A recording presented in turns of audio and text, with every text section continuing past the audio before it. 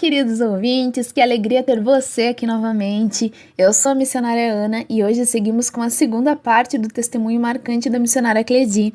Na primeira parte, nós conhecemos a sua infância difícil, que foi marcada por abandono, por rejeição, uma trajetória de dor que deixou feridas profundas. Mas nós também vimos os primeiros sinais da graça de Deus começando a transformar a história dela. Então, nesse episódio, acompanharemos os passos que a levaram ao encontro com Cristo, o início de uma nova caminhada de fé e os milagres que se revelaram ao longo dessa jornada. Ela compartilha como conheceu seu esposo, o bispo José Vendet, e revive um momento impactante da cura de um câncer de mama durante um culto, quando Deus, em meio à dor, manifestou a sua fidelidade com ela. A entrevista é conduzida pelo seu filho, o bispo Leandro Vendet, então prepare o seu coração para se emocionar com esse relato poderoso sobre como a fé pode transformar feridas em milagres. Mas depois disso foi vida que continua, segue o baile, e naquela época até comentou que até os bailes, quando ia com a roupa emprestada de uma... Sim, eu tinha uma amiga minha que morava lá da minha casa, meu pai não tinha condição de comprar um vestido para mim, às vezes cada 2 anos, porque ele não tinha como, porque ele tinha mais 2 filhos para dar pra comer, e mais o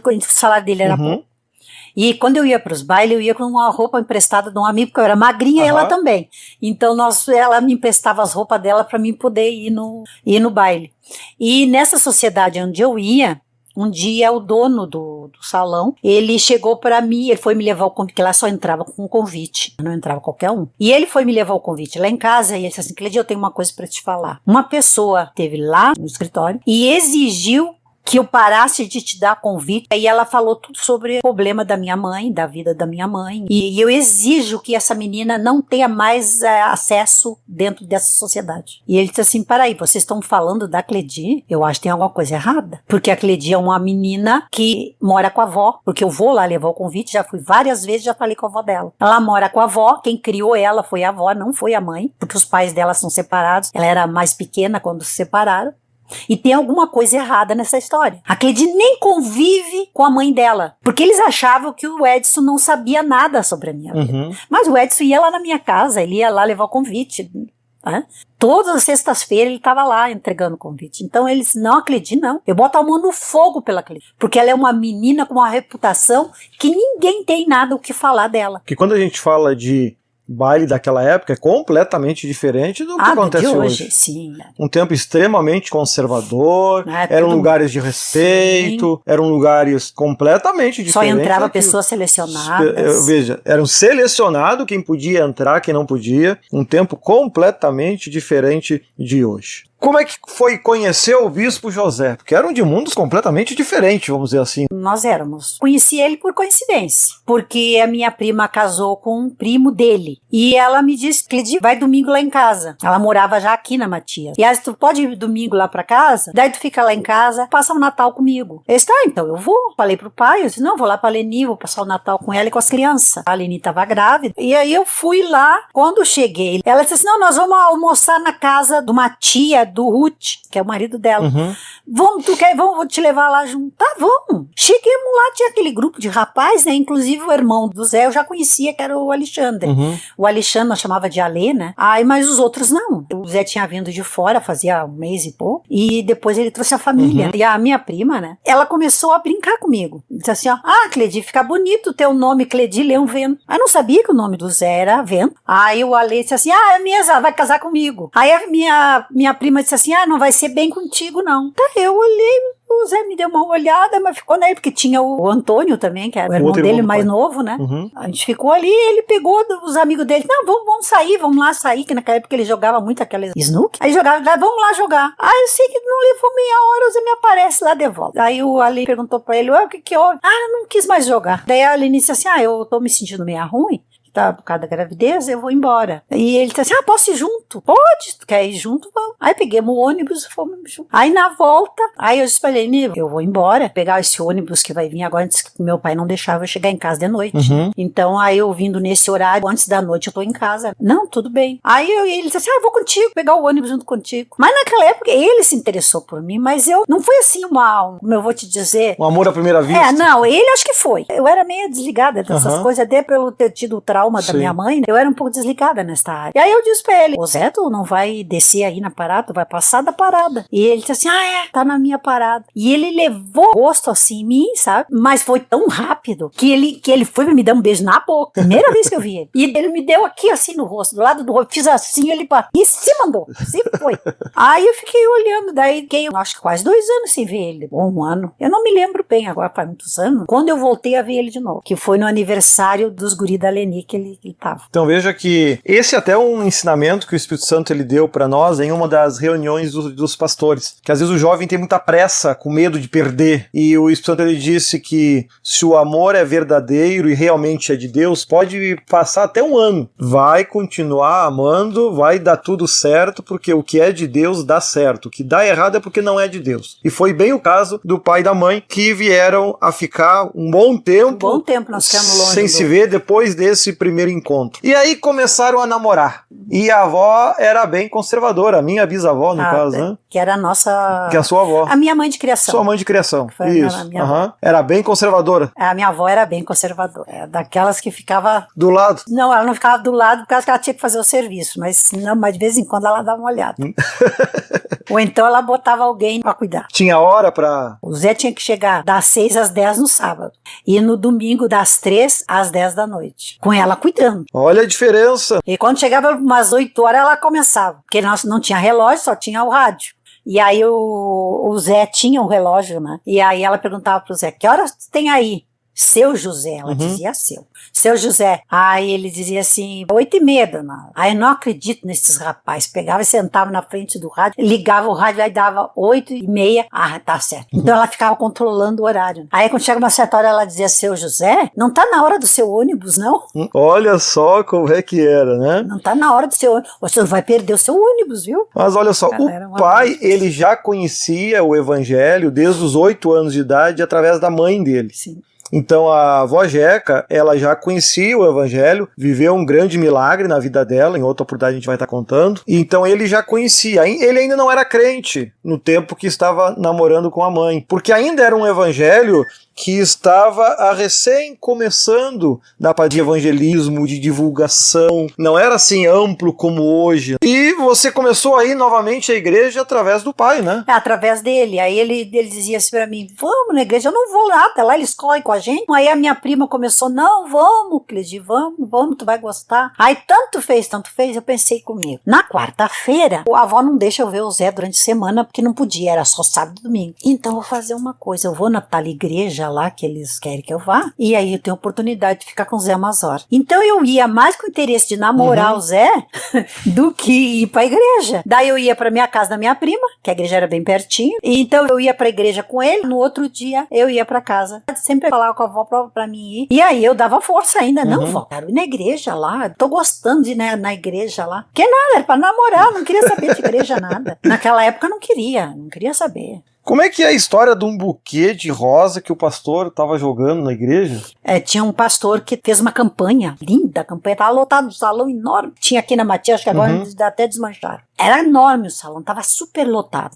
E aí o Zé disse assim, vamos pra igreja. Eu não estava muito afim de ir. Aí ele foi, eu disse, mas eu vou ficar aqui atrás. Bem, logo que entra assim, bem atrás. E assim de gente. E o pastor começou a jogar umas rosas vermelhas, uns botão de umas rosas vermelhas. E ele começou a jogar, as pessoas se atiravam uns por cima dos outros pra pegar as rosas. E aí eu pensei comigo, bobagem, pegar rosa. Ele disse assim, esta rosa vermelha é a última que eu tenho. E só tinha um detalhe, bicho. Ele jogava de costa. Ele virava pro povo e jogava a rosa de costa. E ele disse assim, essa rosa que eu vou orar é pra uma pessoa especial, escolhida de Deus. Ela tem um ministério com Deus. E o Espírito Santo vai levar nela essa rosa. Todo mundo queria pegar a tal rosa. Aí ele orou, jogou acima e jogou. Naquela distância, só o Espírito Santo para levar, porque não tinha como tocar em mim. E a rosa veio vindo.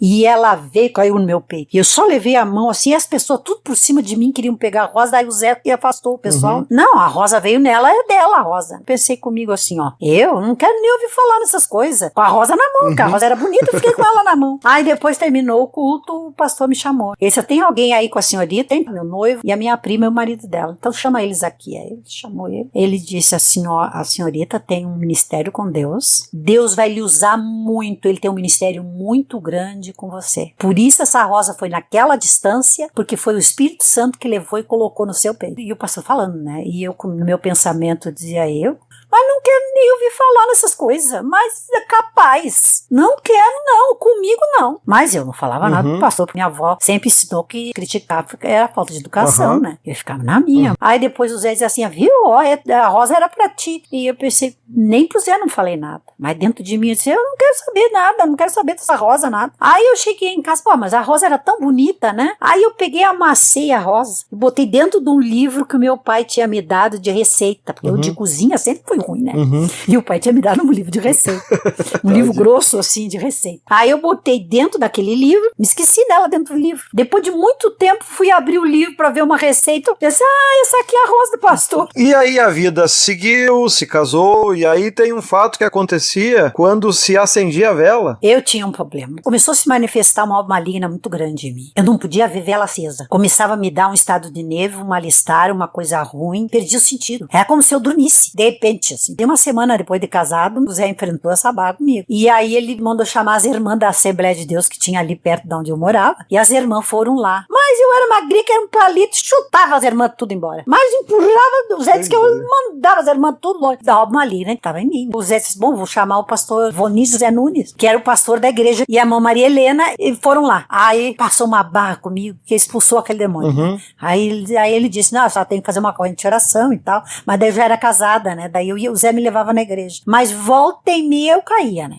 Volta e meia eu caía lá na igreja. Um dia eu fui na igreja, não me lembro o que aconteceu. Só sei que eu via de longe, assim, mas muito longe, uma pessoa que dizia, sai em nome de Jesus. Mas parecia que eu tava assim, longe mesmo. Aí de repente eu senti aquele tapa nas costas. Mas bispo, um tapa que ficou me doendo as costas. Aquele tapão nas costas. Assim. Aí eu me dei por conta. E o pastor disse assim pra mim, tá melhor agora? Eu disse, tô. E as minhas costas ardiam de dor. Aí eu me sentei no banco e disse assim, Leni, por que o pastor me deu aquele tapão nas costas? E ela disse, Cleitinho, ele nem tocou em ti. Eu só acreditei, bispo, porque eu conhecia a minha prima. E pra mim, ela não mentia. Não, pastor, nem tocou em ti. A diaconisa só correu e pegou a toalha e botou por cima de ti, porque tu tem essa mania de usar esses vestidos curtos. E mostrou tudo pra todo mundo. E aí ela correu pra ficar mais decente, botou o lençol em cima de ti. A única que chegou perto foi a diaconisa. Mas o pastor nem tocou em ti. Numa certa distância, ele expulsou o demônio. Até que só foi renunciar no final mesmo, lá quando foi se batizar mesmo. Sim, quando eu decidi me batizar, foi que eu renunciei. Eu disse, Senhor, se existia, porque eu fui batizada nas religiões, né, que a minha mãe ia, e aquilo ali começou a se manifestar em mim. Daí, graças a Deus, eu fiquei liberta.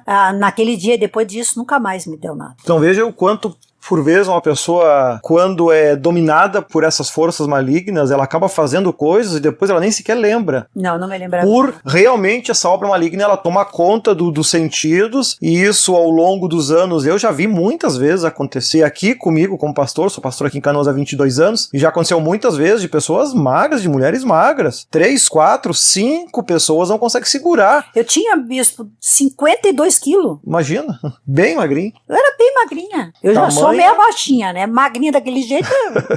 E o Zé disse que até ele passava trabalho pra me segurar. O Zé era magro naquela época. E num tempo que aqui na Matias não existia luz elétrica ainda, era tudo na vazavela. Que já tinha luz elétrica. Já tinha aqui? Já. Só que era difícil tu fazer instalação, né? A minha prima ainda não tinha botado na casa dela. Sim. Hoje, ninguém se imagina sem luz elétrica. Nós estamos falando aqui de uma época onde até já tinham puxado a fiação, mas aí tinha que ver alguém que viesse instalar em casa, porque a maioria ou não entendia ou tinha medo daquilo. Não, e aqui a Matias naquela época era praticamente deserta. A minha prima comprou aqui terreno bem barato, né? E era praticamente deserto, não é essa imensidão, essa cidade que existe agora, né?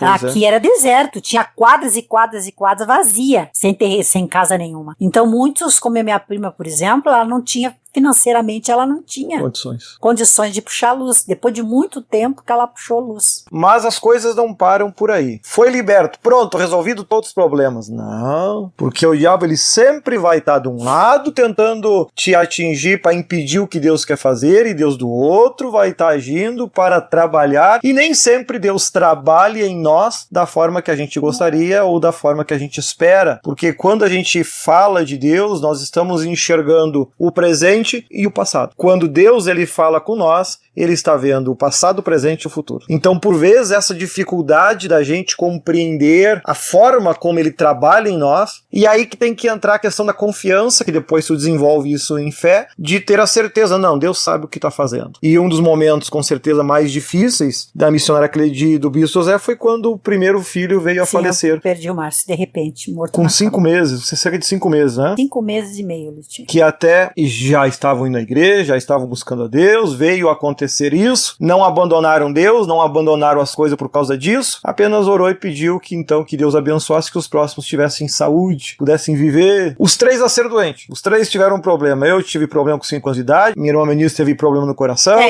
a Merlin teve encefalite. Aí eu tive, com 1 ano que eu tinha perdido o Márcio, eu tive câncer de mama. Exatamente. Eu fiquei praticamente em estado quase terminal. Tive câncer nos 2 seios.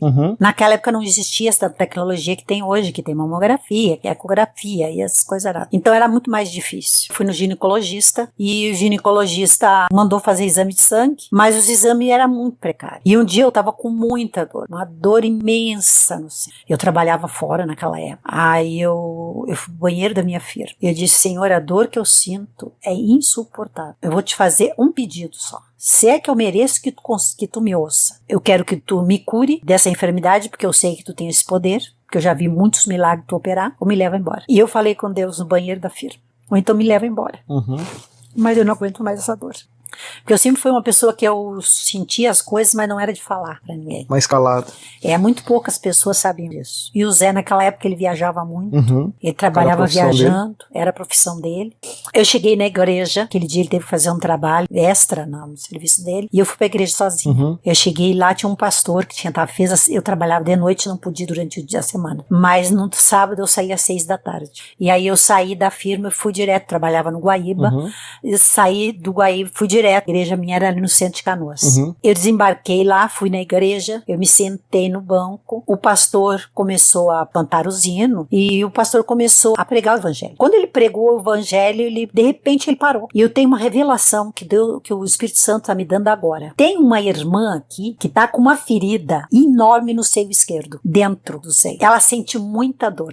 E no banheiro da firma dela, olha o detalhe, no banheiro da firma dela, ontem, ela orou ao pai e pediu que ou o pai curasse ela ou levasse ela embora. O Espírito Santo está me pedindo para que eu ore por ela. E eu quero que essa irmã venha até aqui à frente. Eu não conseguia me levantar do banco. Eu estava assim como se estivesse grudada no banco. Sabia que era eu? Mas eu estava grudada no banco. Sabe o que é se sentir grudada? Não ter força de levantar? Eu não conseguia levantar. E ele tornou a dizer, essa irmã está sentada deste lado, bem do lado que eu estava sentado. Eu levantei isso? Não tinha sentado. Quantas pessoas acontece isso na igreja, né? E eu sentada. Eu não conseguia, parecia que eu estava colada no banco. E aí ele disse, olha, é a tua última oportunidade. Se tu não vir hoje aqui, tu tem 10 dias de vida. Porque o teu seio vai explodir, porque ele já está enorme, pelo que o Espírito Santo me mostrou. Ele vai explodir, tu vai morrer. Tem 10 dias de vida. Quando eu me levantei, que eu tive força, eu disse, Senhor, eu vou me levantar. E eu me levantei no banco, e ele disse, finalmente, Emma, renunciou à morte e aceitou Jesus na tua vida. Vem aqui à frente, eu vou orar por ti. Aí eu passei na frente, ele orou por mim, e eu senti um poder muito grande. E aí depois que ele orou, ele disse assim, irmã, a senhora estava com câncer de mama praticamente terminal. E Jesus curou a irmã. Lembre-se que não vai ser 29 nem 31. Vai ser 30 dias, exatamente. Vai lhe sair no bico do seio uma infecção com um cheiro insuportável. A senhora vai no médico e o restante o médico vai fazer. Aí, justamente. Aí eu sei que naquele dia, quando eu olhei assim, até as crianças estavam chorando, porque as crianças me levavam, eu chegava na igreja, eu ia às vezes com um braçado de flores, porque as crianças me levavam, até aquelas florzinhas do campo, elas levavam pra mim, porque elas gostavam muito de mim. Todo mundo era uma choradeira assim na igreja, assim, era aquela choradeira. E o pastor disse, não precisa você chorar, Jesus curou ela. Aí, graças a Deus, dali 30 dias aconteceu exatamente como o pastor disse, e muitas pessoas ficaram curadas e libertas através da oração desse pastor, naquela semana. Milagres, assim, extraordinários foi feito por aquele pastor. Só no dia que eu fui curada, muitas outras pessoas também foram. Olha a diferença do evangelho que nós estamos falando aqui para um evangelho que é muito falado hoje, onde só se visa crescimento e prosperidade. Aonde estas manifestações, por vezes, ou quase não existem, ou não existem, e aonde as pessoas vivem apenas um momento com Deus, e não um contato com Deus. Até vale a pena deixar aqui registrado que quem fez o enterro do Márcio foi o pastor Rony Parodes, lá de Itaquari, né? Isso mesmo. Grande abraço a esse querido amigo que faz parte da nossa família há tanto tempo. Ele foi meu pastor, ele era bem novinho, foi meu pastor aqui na igreja de Canoas, que nós tínhamos aqui, e ele foi meu pastor, ele era bem novinho naquela época. Ah, só quanto tempo, hein, pastor? Ah, hoje bispo Rony, o pai me falou, né? Hoje ele é bispo. Graças a Deus. Deus te abençoe. Grande abraço pra ti e pra tua família. E aí, 6 meses depois é que a medicina veio realmente dar alta. Sim, daí eu fui pro médico, tive aqui em Canoas, o médico que já me tratava mandou fazer o exame daquela secreção que saía, e deu que eu tava com um vírus, não sei do que lá, inerte, que significa morto. Né? Aí eu fui lá pro Santa Rita, lá em Porto Alegre, me tratei lá, eles faziam exames especializados. Graças a Deus, 6 meses depois eles me consideraram sem nada. Então é importante, você que é cristão, não deixe de ir aos médicos, não deixe de tomar remédios por conta própria. Isso é verdade. Porque aquilo que a medicina tem condições de fazer por ti, Deus não vai fazer. É a medicina que tem que fazer. Isso é verdade. Aquilo que é impossível para a medicina, Deus poderá fazer. Conforme o propósito, conforme a vontade dele, porque o objetivo sempre é honrar o nome dele. Ele está sempre na frente. Inclusive, na vigília que nós tivemos, eu fiz uma mensagem e a gente falou muito sobre isso. Existia a possibilidade de não poder ter filhos por causa de possíveis infecções. Aí começou, os médicos queriam me fazer ligamento, né? O médico queria fazer porque disse que eu não tinha condições, porque como eu tive a doença, eu estava inerte, estava morto, eles não sabiam explicar como que estava morto, mas podia ele se reacender. E então eles não queriam. Aí eu disse assim, não, já que eu ganhei a bênção de Deus, né, eu vou continuar assim. E aí ele disse pra mim, só que tem um problema, a primeira infecção que der num dos teus filhos, eles morrem. Que daí esse vírus vai passar pra eles e mata eles. E até hoje vocês estão aí. Graças a Deus. 8 meses depois eu nasci, lá em 21 de maio de 79, forte, sadio. E bem gordinho. Até os 5 meses, aí depois que aconteceu um fato que até teve que fazer respiração direto no nariz.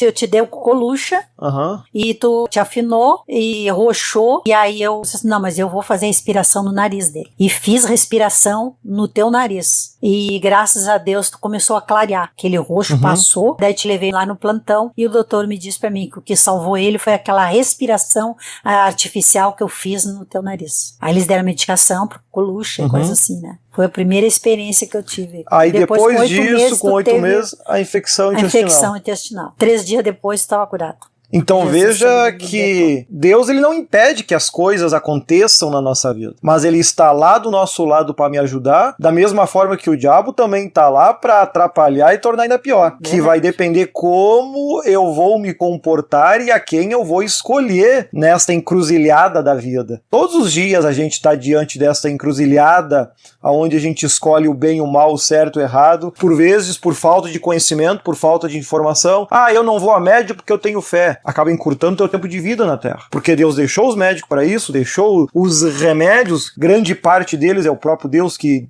dá sabedoria aos homens, para que eles o façam e nos dê uma qualidade de vida melhor. A expectativa de vida hoje é muito maior do que há poucos anos atrás. Hoje em dia, com uma certa facilidade, você consegue viver até por volta de 80, 84 anos de vida. Alguns estão passando 100 até, mas na média vai por volta dos 84 anos, algo que era muito menor lá na década de 50, 60, 70. Então Deus quer que você viva. Então veja que a missionária viveu todos esses problemas, todas essas lutas, todas essas dificuldades, mas sempre teve esta vontade de viver, mesmo tendo muitos motivos para não querer viver. Quantas pessoas acabam cometendo suicídio por enfrentar problemas até menores do que esses? Porque se deixam levar por uma situação. Porém, é importante que a gente destaque, Deus está do nosso lado, mas a gente precisa escolher Ele. E quando João 10:10, um dos versículos mais conhecidos da Bíblia, ele fala que o diabo veio para matar, roubar e destruir, mas Jesus veio para dar vida e vida com abundância. Depois, através de João, lá no 14:6, ele complementa dizendo que ele não veio apenas trazer a vida, ele é a vida. Então, quando você tiver no teu coração o desejo de escolher entre viver e morrer, tenha em mente que tu está escolhendo entre Satanás e Deus. Se tu escolher a morte ou o suicídio, você escolhe Satanás. É uma escolha sua e você tem o direito de fazer essa escolha. Da mesma forma que, independente do problema e da doença, enfermidade que enfrentar, se você escolher a vida, escolher viver, você está escolhendo naquele momento Jesus Cristo. E aí, depois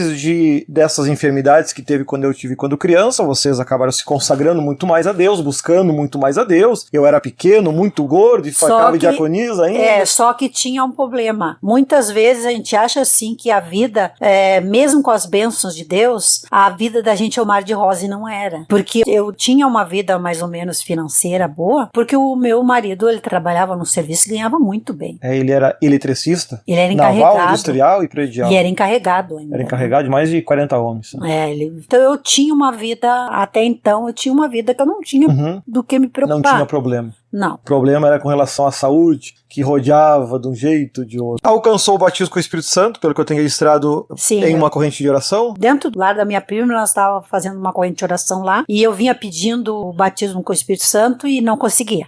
Mas eu disse, não, eu vou pedir, eu vou insistir até eu conseguir. Olha aí você que está buscando. Até eu conseguir. Comecei a orar. Daí eu fui batizada com o Espírito Santo, mas não com dor de línguas na época. Aí foi um dia, nós estávamos de joelho orando em casa, e o Zé começou, sem eu saber, se ela é batizada com o Espírito Santo mesmo, que ela fala em línguas. Quando ele terminou de falar, eu glorifiquei a Deus em línguas. Aí depois que nós levantemos, que ele falou pra mim, olha, isso aí foi uma resposta de Deus. Porque ele disse que se tu fosse batizada mesmo, eu pedi pra Deus que ele confirmasse que tu falasse em línguas. Olha, se tem alguma dúvida, isso é algo que a Bíblia inclusive permite. Que você peça confirmação das coisas, né? E Deus confirma. Tá aí a demonstração, depois veio o dom de profecia. E alguns anos depois, numa corrente de oração na igreja, nós temos uma semana de oração de joelho, eu recebi o dom de profecia e o bispo Zé de interpretação. E assim, com isso, a gente observa como que Deus trabalha nas diferentes épocas, nas diferentes situações. Ele quer ter um relacionamento muito mais forte contigo, comigo, com a missionária, porém a gente precisa primeiro provar que realmente ama Ele de verdade. Porque dizer que ama a Deus, todo mundo diz. Mas amor, ele é como a fé. Se você ler lá em Tiago 2,14, ele diz que a fé sem obras é morta. O amor também, sem obras, ele se torna morto para Deus. E uma das melhores formas da gente mostrar que ama a Deus é quando a gente, ao fazer orações, a gente foca mais no espiritual e menos no material. Tem pessoas que pedem muito coisas que são aqui pra terra que tu não vai levar junto do dia que morre. E quase não pedem nada espiritual. E se tu quer deixar Deus feliz, pede coisas que sejam espirituais. Ele gosta muito mais. Não que ele não vai te dar as materiais, mas essa ele já sabe que tu precisa antes mesmo de tu pedir. Então, quando for, faça correntes de oração na igreja, como missionário, como bispos fizeram, alcançar os dons, talentos, foram crescendo, e tu acha que para por aí? Não, até agora a gente estamos contando história. Tem lá no mundo espiritual que a gente vai organizar e gravar, que nós vamos falar muito mais sobre isso. Eu recebi o dom de profecia, tinha um pastor na igreja, e ele, no final, ele me chamou e ele disse assim, a irmã recebeu um dom que eu gostaria que a senhora, quando o teu pastor estiver na igreja, pastor natalício, que ele ore pela irmã, porque o pastor precisa confirmar esse dom. Então tem que vir a oração, ele tem que fazer uma oração sobre a senhora irmã. Exato. Mas eu vi, na hora que a senhora recebeu o dom, eu vi, chegou um anjo na frente da irmã, pegou um cântaro, nem sabia o que era cântaro, mas depois fiquei sabendo que é tipo de um vaso, cântaro com água. E esta água ele derramou sobre a irmã e veio do céu 3 fachos de luz e lhe envolveu. A irmã recebeu um dom que é um elo entre os céus e a terra. Lindo isso, né?